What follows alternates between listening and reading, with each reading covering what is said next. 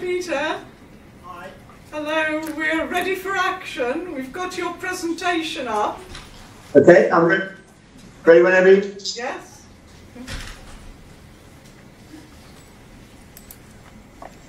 Okay, shall I go? Yes, indeed. Thank you. Okay, well, hello everybody. I can't see who's there or how many.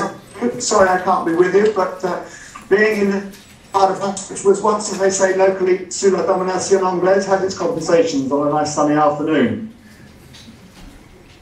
Breaking dawn on Monday the 19th September 1356 revealed the Black Prince's army, some 6,000 strong, arrayed in the fields near the Abbey of 5 miles southeast of Poitiers.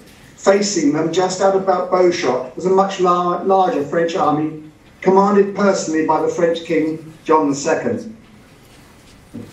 Harsh observer, considering the Prince's army, about half of whom were English and Welsh, with a smattering of German and French knights in the service of the Prince, and the rest Gascons, Duchy of Aquitaine, would probably not have given them much chance. They were short of supplies, deep in hostile territory, at least 10 days march, and faced a French army perhaps 3 times as numerous, an army fighting to defend home ground, and growing all the time as fresh troops arrived to fight the invader. A well-informed observer would have given weight to the esprit de corps of the Prince's army, which had been together for most of the past year, and the undoubted experience and competence of the commanders, many of whom had fought at Crécy 10 years before. Nevertheless, he would probably still have judged that the odds weighed heavily in favour of the French. Yet at the end of the day, the Black Prince had won a battle which led the Italian scholar and writer Petrarch to remark, "In my youth, those Britons called English, those timid of barbarians, today they are a very bellicose people. They have beaten the ancient military glory of France in victories so numerous and unholy. These people, formerly inferior to the wretched Scots, in addition to the deplorable catastrophe of a great King John, that I cannot recall without sighing, the realm of France by fire and steel, and are barely recognisable.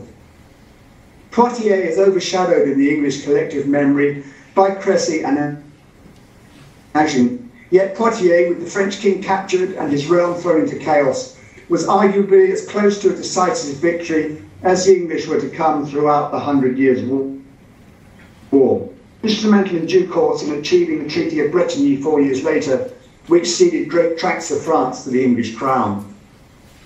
But what events brought the two armies in the summer of 1355? In the summer of 1356. In the summer of 1355, a year before, the truce which had endured since the capture of Capital 7 was due to expire, and French forces were starting to make incursions into the Duchy of Aquitaine. To counter this threat, the Black Prince was dispatched with some men to Bordeaux to reinforce those Gascons loyal to Edward III as Duke of Aquitaine. Landing in Bordeaux almost exactly 1 year, the Prince quickly assembled an army with loyal Gascons, and in early October set out raiding deep into the Languedoc, reaching as far as the Mediterranean in an English army beyond the Toulouse for the first time in the war. By the time he returned to Aquitaine in early December, he had spread throughout the lands that his army had crossed. The effects were far-reaching, diminishing significantly the ability of the French crown to raise taxes for campaigning in the following year.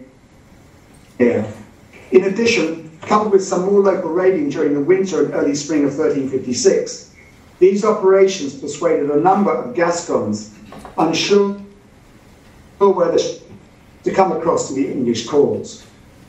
While this was going on, reinforcements were raised in England, and a further 600 archers sent to join the Prince. By August 1356, the Prince was ready to carry the war to the French once again, and he set off from Bergerac with around 6,000 men to defend the Duchy of Aquitaine. The grand plan for that summer was for 3 English armies to converge on the centre of France. The Black Princes, a second of the men under the command of the Duke of Lancaster, which had landed in Normandy in early June, and a third, which entered the third plan to bring via Calais.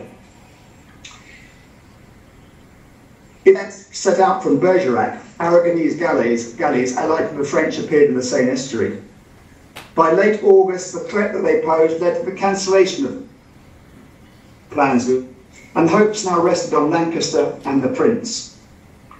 The Prince's initial objective was Bourges, where he expected to find the Count of Poitiers with a French army. He moved north with the vanguard and middle guard, while the rear guard advanced through the Auvergne to converge with the Prince near Bourges. As they advanced, the Count of Poitiers, the king, and the army he was gathering to the north. The Prince continued towards the Loire, hoping to cross and join Lancaster. Then came the first engagement with the French, getting the better of a large scouting party, whose survivors took refuge in the castle of Romorantin near the river Cher, but they surrendered after a short siege. The summer of 1356 was wet, and the Loire could not be forded. Finding the bridges either destroyed or held in force, the Prince had little choice but to turn home. He moved in stages with pauses near Tours, Montbazon and Châtellerault, in the hope that he could still join with Lancaster, join the French in battle if the circumstances were right. But in doing so, he needed to avoid becoming trapped between the rivers and the Cher and the Indre. A little busy, but the essential points are that it shows the two armies more or less moving in parallel, and the three main towns should be ringed where he took his Montbazon and Châtellerault. And just as an aside, it's quite interesting that he took these pauses here for several days, because it's often alleged that he was fleeing the French, when actually he was really, he could bring them battle if the circumstances were right, but at the same time to avoid being trapped. On Friday the 16th of September, the Prince would be moving from Chauvigny, the east of Poitiers, to Poitiers on the following day. Early on the Saturday morning, the Prince set off from Châtellerault to intercept the French. The bomb and the Anglo-Gascons burst from the forest, but they fell upon the totally unprepared rear guard, which was badly mauled, with around 240 men killed or captured. The Prince now gathered his men, and the following morning turned and moved north towards the French, who were camped about 5 miles southeast of Poitiers. The Truce of God was respected on the Sunday. Elections were held under the chairmanship of Cardinal Talleyrand to perhaps avoid bloodshed. It's questionable how sincere either side was in the search for a negotiated peace. At the end of the day, there had been no agreement. As the negotiations continued, there were arguments within the French camp over the best course of action. Some, including Marshal, argued for a peaceful solution, particularly since the Anglo-Gascon army was facing an increasingly difficult situation with supplies. Others, however, including Earl 200 Scotsmen at arms, in violation of the truce between Scotland and England, and Marshal Odeham argued strongly that a negotiated peace would be dishonourable. In any case, the Prince's army should be easy enough to defeat. There's a little story here of the rivalry between the two French monarchs, Clermont and Odeham. It's said by the historian that Odeham accused Clermont of cowardice, and cowardice has responded with words to the effect of, "You think I'm a coward, if it comes to battle tomorrow, you'll be lucky to put your horse's muzzle up the arm." On Sunday, the French reconnaissance of the Anglo-Gascon positions concluded that they were really well prepared, making good use of and the sunken road as natural fortifications. Eustace de Rimpemont, who had carried out the reconnaissance, also reported that the hedge had been lined with archers, stacked by mounted men, and that the men-at-arms were on foot, with further archers in front of them. It was standard practice for English armies of Edward III to fight on foot, position, and optimising the use of their archers. The French had learnt to their cost at Crécy the effectiveness of these tactics against a mounted attack. That the bulk of the French army would also fight on foot, and orders were given to remove spurs and to cut short lances. However, to counter the archers, and 500 mounted men-at-arms, divided into 2 separate squadrons, would ride down and neutralise the archers at the start of the battle. A tactic, of course, incidentally, that they tried in 1415 in Agincourt. These next slides illustrate the sequence of events, but of course medieval armies did not move in they were there simply to aid the understanding of what happened in sequence. At first light on the Monday, a final attempt by Talleyrand to negotiate a peaceful settlement, and the 2 armies faced each other, waiting for the other to make the first move.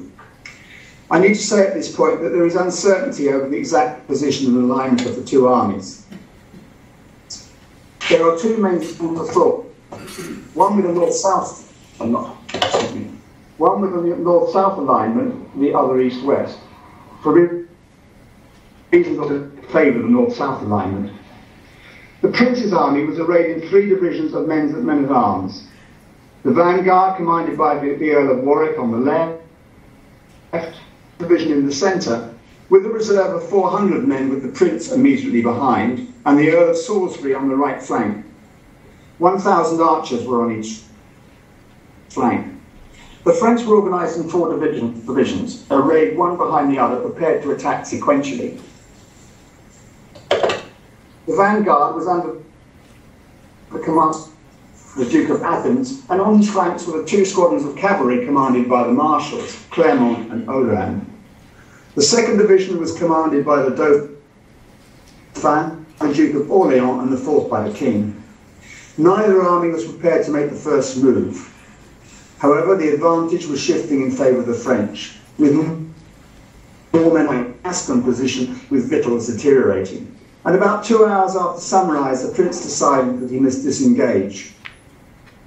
The army mounted and started. Warwick moved down the hill towards the ford of the Gadelon on the river, with 1,000 archers positioned to defend the crossing.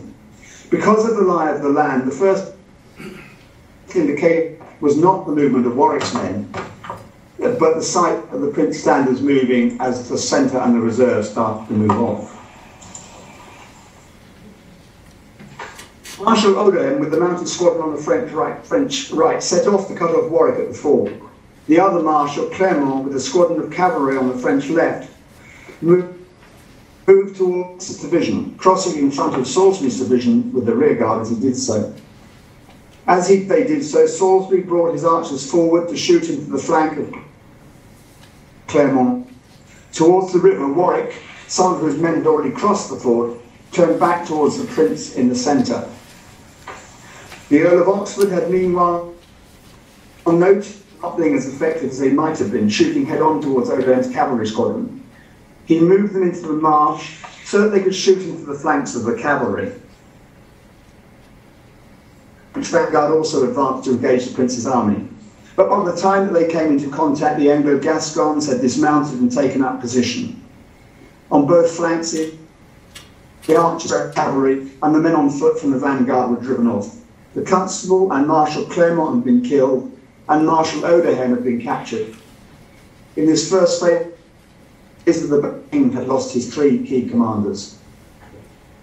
The Prince's army had now closed up and faced the approaching 2nd French division under the Dauphin. This was hard fought, with the Dauphin's men eventually withdrawing, but by no means routed. Orleans' division did not follow up immediately, giving the Prince's men time and retrieve arrows and other weapons from the dead and wounded. When the 3rd Division did advance, the attack was not pushed home with vigour. Some of the men leaving the field and their sons, others, other than Philip, the future Philip the Bold of Burgundy, Duke of Burgundy, who remained with his father to the last. The Anglo-Gascons thinking that the day was theirs, but now the 4th and largest division of the King, reinforced by men who had rallied after the early phases of the battle, came forward. It started to become fragile amongst the Anglo-Gascons. They were exhausted, having fought 3 phases of the battle already, and there was some muttering about whether the day was lost, and indeed 3,000 men had been left to defend Aquitaine. The prince realised that the situation was critical and took decisive action. The Captal de Bourg, a Gascon leader loyal throughout his life to the English crown, with 60 men-at-arms and 100 mounted archers to move round behind. Second, possibly to distract attention from the fact that there were men apparently leaving the field, and also to stiffen resolve, he called advance, band, moved down the slope of the spur where he was positioned towards King John's advancing men. The battle now entered its final phase, with the French finally brave in response to the appearance of the Captal de Bourg in their rear. The flower of French chivalry, Geoffroy de Charny, the bearer of the Oriflamme, which would be given, lay dead, and the king surrendered to Denis de Morbecque, famously helped by his teenage son Philip, father to the right, father to the left, father in front, father behind. His surrender was to Denis de Morbecque, a knight from Artois who'd been exiled from France in his youth and was now in the service of Edward III. The battle was over, but the killing was not. The routed French fled towards Poitiers, but found the good citizens. Many fell under the walls. French casualties overall amounted to perhaps 2,500 killed and 2,000 captured amongst men of rank. 100 folk was said to have been captured and a further 3,000 killed. Casualties among the prince's men were disproportionately low, improbably reported as that. The aftermath of the battle saw the prince, after a pause on the battlefield to tend to the wounded, identify the dead and release all but the most important prisoners on parole Tuesday and march non-stop until he had returned to Aquitaine 10 days later. The following spring, King John was taken to London, and after protracted negotiations and a further invasion of France by Edward III in 1359-60, the Treaty of Bretigny was signed, which ceded wide the English crown in return for a renunciation of the English claim to the French throne. The victory at Poitiers seemed to have brought great gains compared with the English holdings that are shown on this slide. However, within 10 years of the Treaty of Bretigny, England and France were at war once again, and by the time of his death in 1370, most of what his victory had achieved, lost once more. Thank you very much.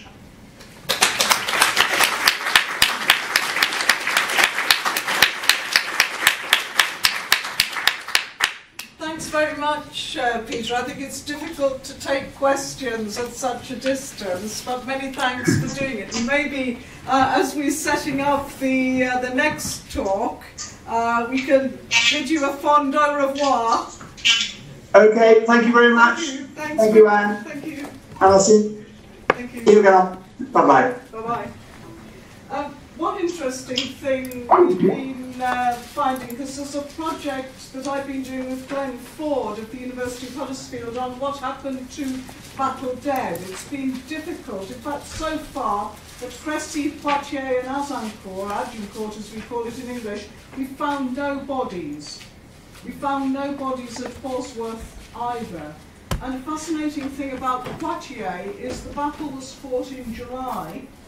In the following February, in the records of the town and religious institutions of Poitiers, we find them going to collect the bodies from the field. So that's what, 7-8 months later that they took them. And there was also evidence that they'd already buried the leading commanders, because as you heard, quite a lot of leading commanders were killed. That was also true at Agincourt. It was very damaging for the French. The leading commanders were buried inside churches in very honorific positions, close to the altar and that kind of thing. But we know from these records of February that the rank and file who had died, whose bodies had been left on the field, are buried outside in churchyards, but often connected to religious houses. And it's been suggested by an American historian, Kelly de Vries, that monks were particularly important in dealing with the battle dead. This is a new idea, but it is an interesting one. You've got to remember that we're dealing with a very religious age, and people did not want to lie in unconsecrated ground, and therefore the effort is always to move the bodies to consecrated ground. That is probably what happened at Bosworth, where they were moved to the church at Dadlington, the nearest parish church, buried there. And even, despite, some members of the Richard III Society might be in here today, even what happened to Richard, because although his burial shows signs of haste and that kind of thing, nonetheless, it was effected within a religious institution. So all of these sorts of projects, and this thing on battlefield burials is continuing and comparing with other societies as well, is shedding new light on all of these aspects. One problem historians of Agincourt and late medieval warfare have in general is that we don't have many weapons from the period surviving, or indeed armour from the period. I hope that later in the year you will go to see a major exhibition in the Tower of London. It's in the White Tower, and it's being organised by the Royal Armouries. We have members of the Armouries with us today, and it will put on show from this country and elsewhere some of the surviving weapons we have from the period, none of which, incidentally, can be connected directly with the Battle of Agincourt, but also items of armour, for instance, the horse armour, a head protection as well. But much of the armour that survives, including Henry VIII's very famous armours, which are in the Royal Armouries collection, actually were tournament armours. War armours have a much less good rate of survival there. So in that respect, we're very dependent on reenactors and on other sort of weapon collections of various kinds. We're very grateful that Martin has come along today to tell us a little bit more about these weapons and share with us some of his items here. I thought you were going to play the ukulele, actually. But over to you, Martin. Thank you. All right. Thank you very much.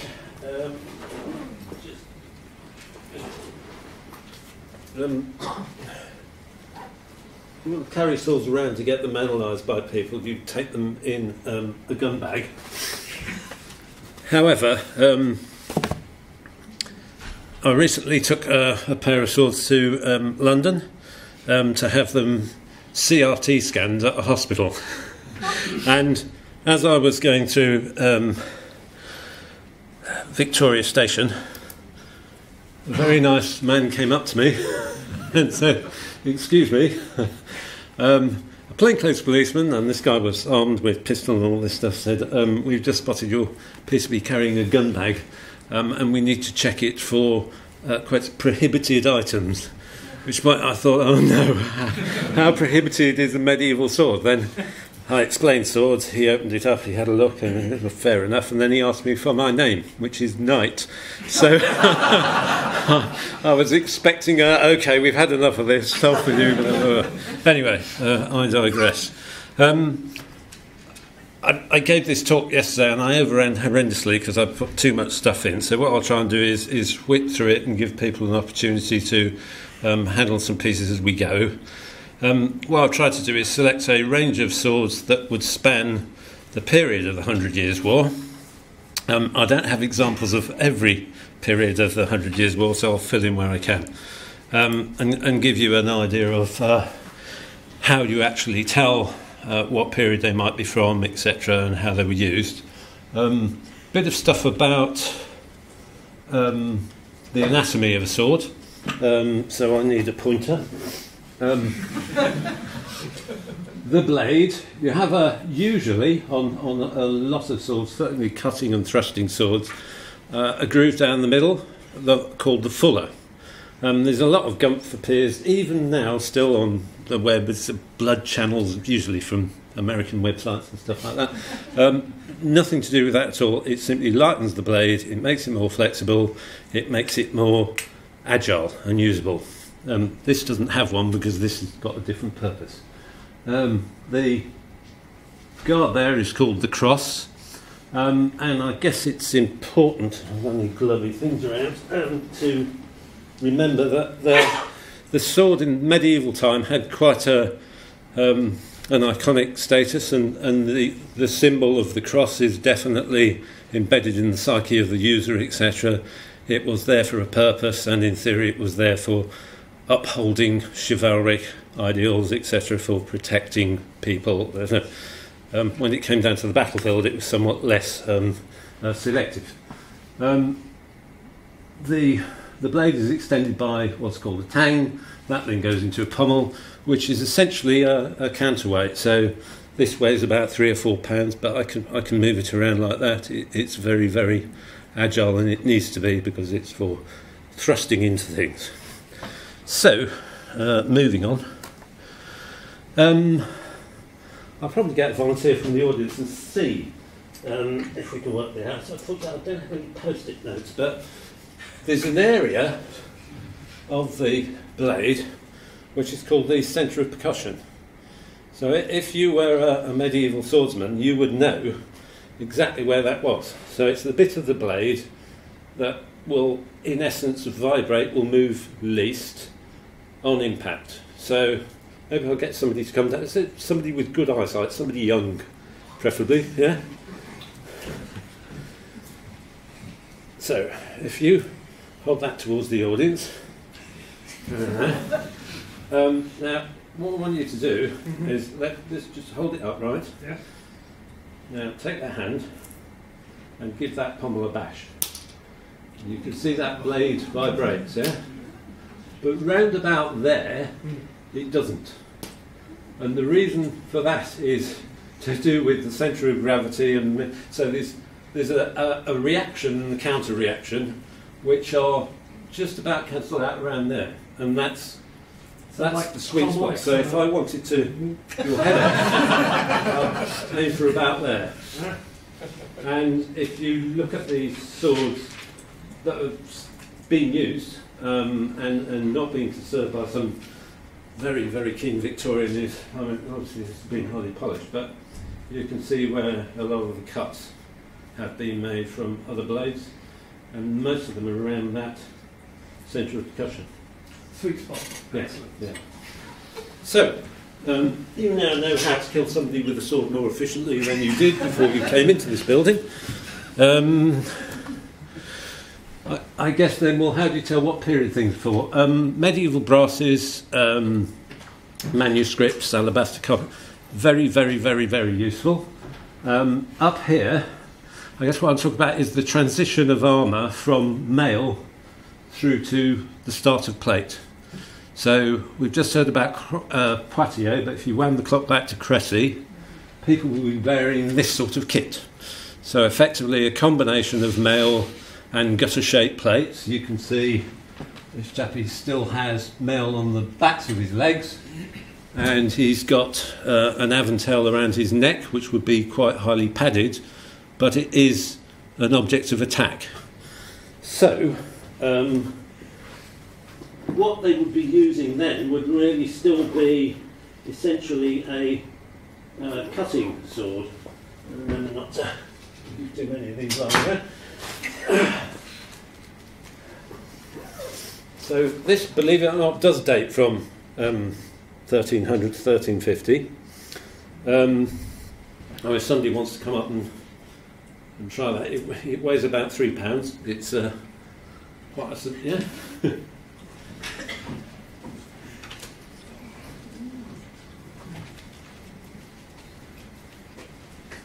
Now, what I would ask is not fingers on the blade. Fingers on the blade, very bad. Leave lots of oils, and they attract moisture, and etc., etc. But I think you see, if give that one a, it's fairly flexible. It's very thin and slim. So if I look at the profile, enter.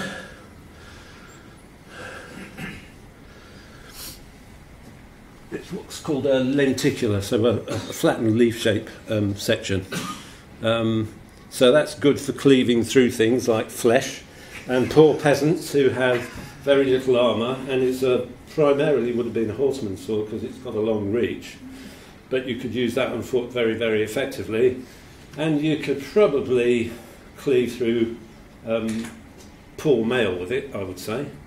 Now, what I'd probably do is ask somebody from the audience to come down and try that on and tell how safe would you feel. Any volunteers? He's not going to hit you. I'll make sure of that. So this is actually a fairly crude salad called a gelata. It's Italian. It's from about 1450, 1460, so later in the period we're talking about, but essentially the same construction. People talk about high quality steel armour and you can never get the sword through it. This is iron. This is not, like you say, you tell me, have it with a tap and have a look at how thick it is. Yeah, put that on your head. About this. Now, can you still hear? Yes. Yeah, so you see, you've even got little cutouts for the ears here, because it's very close fitting. So it's very similar to a bassinet, and I'll kind of ask the question, if he hit you really hard with that, how confident would you feel? I might have a concussion, but I might be alright. Yeah, I wouldn't want to test that theory. I think, yes, you might survive a couple of strokes, but a really, really hefty cleaving blow, I'm not convinced that iron wouldn't shatter. Anyway, thank you for that. So that's the kind of period around the Cressy period you might be dealing with. Put that there. There were cut and thrust swords in those days because obviously you wanted the alternative to get into plate. But then you start to get, moving to see, oh yeah, X-rays.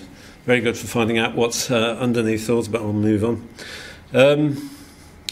When we come to the period of Poitiers and the war in Iberia, you've got a different paradigm. So this is the gilt bronze effigy of Edward of Woodstock in Canterbury Cathedral, and if you want to see a classic thrusting sword, that's it.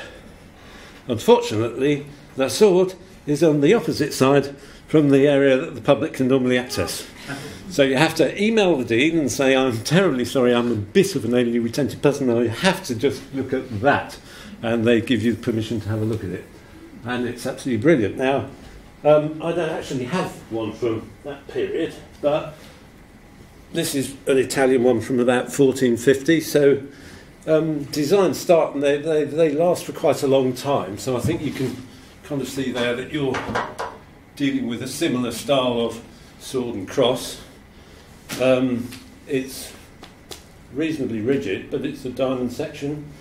And there's no way, I wouldn't, if you hit my arm really hard, it would definitely do me some serious damage and probably break it. It might even open the flesh, but it's not going to cut through it. That primarily is designed for thrusting, and thrusting in areas where there's an opportunity to make contact with flesh. So essentially through mail. It's lighter, it's more balanced towards the hilt so that you've got precision, because if you're going to point at something and jab it at somebody, you better make sure you get it right, because they're going to hit you back.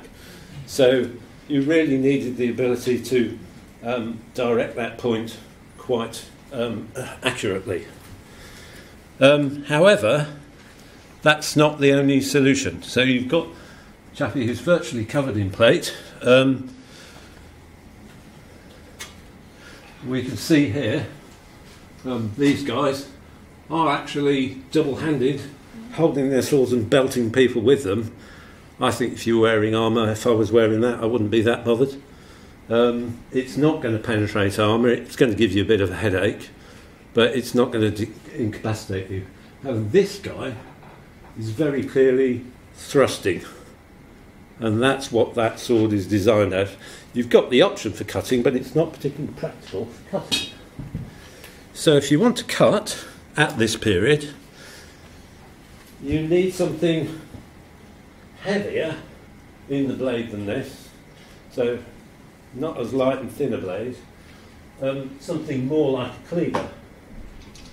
So this is called a sword of war. It's very much the same size, but the blade is now like a flattened hexagonal section. It's very much, this is about a full pound heavier, but same principle. You're going to use a two-handed sword to strike at people, and you're going to cause trauma. You're going to transmit a vast amount of energy to a limb, for instance, and that energy could crack bone underneath it and incapacitate you enough for somebody then to deliver a lethal thrusting blow. If people are interested in the gory bits, you only have to go to the subject of the Battle of Visby. So the King of Denmark decides that the Gotlanders on the Baltic are doing rather well in terms of trade and their wealth, and he decides to have some of that in a kind of dispute about succession, etc. So he invades with a professional Danish army with German mercenaries. So if you imagine those guys in the plate, these guys will be wearing plate armour, and they're up against a bunch of local yeomanry who are wearing this transitional stuff, and may only have had a coat of plates and some mail. Their legs could be bare, etc. But nevertheless, they formed a militia. They put up a reasonable fight on the coast. They retreat to their capital city of Visby. But the burghers of Visby have decided, this could go the wrong way if we're not careful. And there was a bit of a kind of dispute between the local farmers and the town of Visby, because they put a wall around it, and the only way you could sell your goods was through Visby, and you had to pay a toll to come in, etc. So the locals are a bit upset about that. So to cut the long story short, the burghers of Visby cut a deal with the King of Denmark. They close the gates.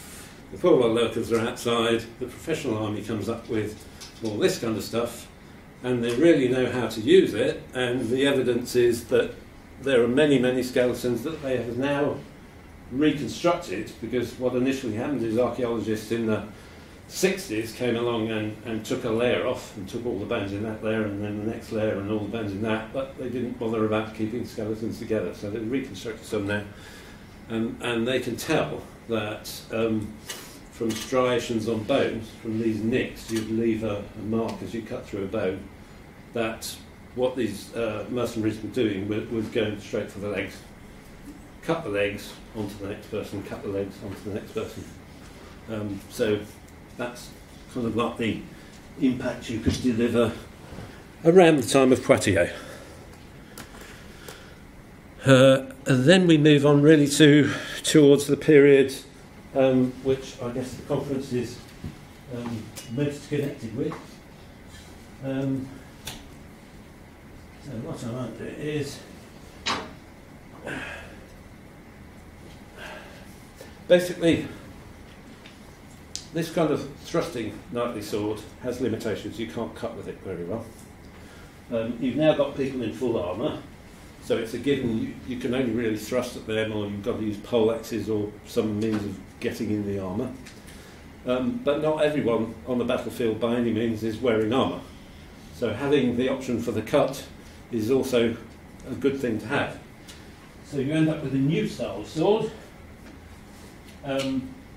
which looks like this. Now, this is a cut and thrust sword. I think it's probably from around 1400, maybe.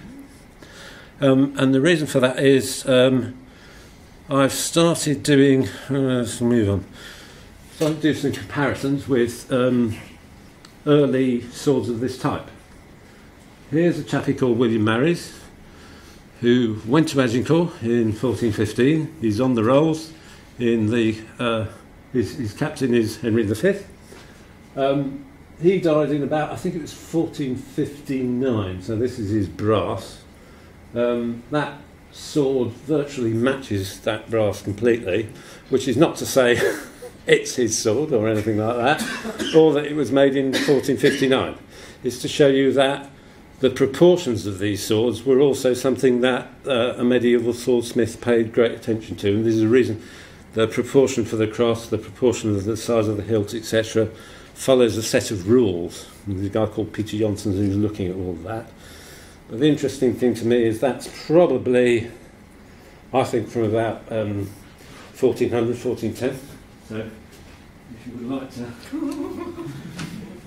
Now, that came from France. As I thought, yeah. So it was excavated in France, in northern France. People say, because of the circular pommel with the little pip in it, Yes. it's seen very much on English brasses, therefore they're English. But let's be fair, the French Revolution destroyed an awful lot of funerary effigies in France. And you see them on manuscripts with both French and English using those very swords in even 1380. So, and it's quite light, it's not well developed. There are swords like that that are swords that we know come from Castellon. But this is the later one, and I think if I opposed you, I think I'd say end of your talk. I've got greater hitting power than you have. Yes. That might even be an unknightly sword. That might be, yeoman archer. It doesn't look very well made here. No, it's quite crude. It's quite crude. But this is much more posher. Defined, and that's lost a chunk off the end of it because somebody has been literally doing that on armour. So there you go. Your previous, or maybe two before, was Thomas Lord Camoys at Trotton, who of course commanded the rear guard, the left wing. And but has he got a sword on his? He has. Because I didn't, I went to see him because I could. It's sort of pestered and pestered. Oh, hold on, I'm going the wrong way. Yep, there he is. So he's lost the pommel, but you can see it's a diamond shape, if you like, and that is a circular pommel. Yeah. There's a slightly downturned cross, so it's that kind of sword. So you're holding something that came from France and probably from 1400, something like that.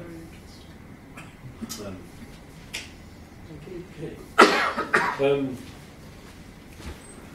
I'll try and wind this up quickly now. So, I must not step on these, by the way.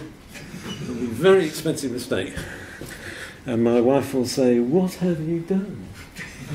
Oh, yeah. So, finally, I will conclude with other ways to crack a nut, I think.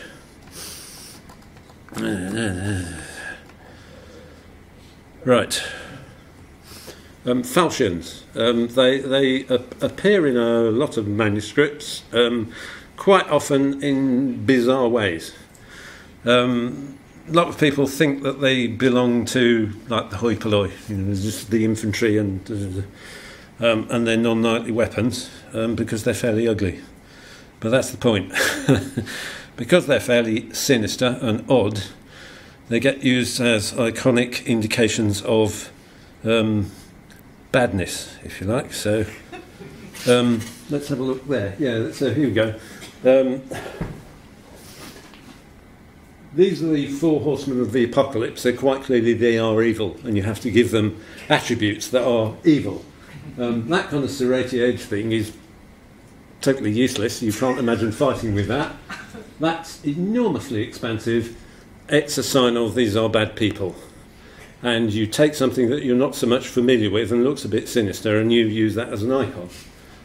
Here we have an alabaster carving, which, interestingly, the V&A dates 1480 to 1490. I think if you put 1380 to 1390, I would say that's about right, based on the costumes. But hey, These chappies, this is Herod Antipas. This is his court. Their faces are blackened to show that they're evil. It's nothing to do with racial connotation or anything. It's just they are the bad people with the black faces, and these are the good people. So that's his former wife, who he has divorced. And this is John the Baptist, and we all know what's going to happen to him when he marries his subsequent wife and has Salome. So they are holding falchions and twisted, pointy thingies. So again, they're a sign of badness, which leads you to the question is, do real ones actually exist? Yes, they do. This is the Conyers falchion in Durham. It's a big cleavy one. Here's a more practical one. That's called the sword of tenure. It's got a copper guard. You cut through that with any one of those. So it's not meant for fighting, but the blade is of a type that was used in fighting. And here we can see from the yet another commentary on revelations of bad people doing things with falchions. The next type of falchion is curved and tends to have a clipped point, which I'll show you in a minute. Theory is that probably came from encounters with people from the East. So Charlemagne, for example, this is the sword up here, was allegedly presented with this sword, which is now in Vienna, and it's called the Sword of Charlemagne, a bit like another Sword of Charlemagne in another museum, but this one is clearly a slightly curved sabre with a sharpened edge towards the point on both sides. So it's that kind of thing that people would have encountered and had stories of, etc. And maybe it starts to appear in the 1300s in manuscripts, and that's clearly like one in the Royal Armouries at Leeds. And we have this chap in Southwold who rings a bell and has a falchion like that. This is one that I went to have a look at, and I'm getting there, I'm almost finished. It's sabre-like sword, if you like. It's sharp along that edge, or would have been, and sharp along there. But it's definitely for cut and thrust. But there is a third type, and it's quite rare. And you can see here, it's got a point on it, looks a bit funny, but the guy's actually going to cut with that edge, not the long one. And the same here and there. And I didn't really appreciate that. You see it and just think, well, that's an artist's impression, until I came across that. So if we go back to Poitiers and the Black Prince, he's got this avantel enclosing his neck, probably a lot of padding in it, but if you really want to get inside of that, oh, it's my sword, I've just used my hand. It's completely flat on that side, it's very sharp on that side, but it has this massive beak on it. And the only possible purpose for that is literally, if Chappie here who's making notes was wearing mail, I would come at you like that and thrust it into your neck. Which brings me back to the question of falchions were thought to be the weapon of the common man, because all he can do, he's not trained in proper fencing, he fights with his chops and all that kind of stuff, but actually, if you're going to stick that through mail, which appears to be its purpose, you've got to get pretty bloody close to somebody. So I think you've got to be wearing armour, and you've got to know what you do. And perhaps evidence of that is this hilt has cross-hatching on it, and it's silver plated. And I don't think your average infantryman would be able to afford something like that, or need something like that. So there you go. A flavour of swords of the period. If anyone wants to come and have a play, feel free to. Any questions? Yeah. What about other forms of such as crossbows and longbows? Were they more effective? Were more used? I've got got to wait till after the coffee break to hear about the longbow. Yeah. But of course, one of the big debates is whether they could pierce armour. I thought maybe a more. I thought you meant poleaxes and other what are called staff weapons and that kind of thing. I mean, what do you think? on that front, I mean, good steel armour. You know, if you shot a crossbow bolt at a relatively poor quality armour, I think it would penetrate. But when you're talking about your high status stuff, so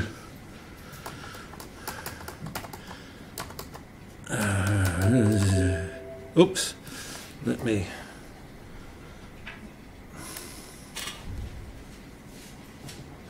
get to